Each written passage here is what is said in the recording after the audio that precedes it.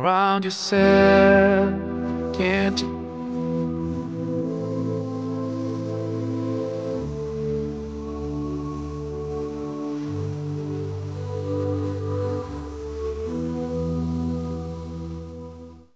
بسم الله الرحمن الرحيم. اليوم 6/6/2024 تقوم بتجهيز سلات غذائية للنازحين عندنا في قطاع غزة بتبرع كريم من مؤسسة دراستكس.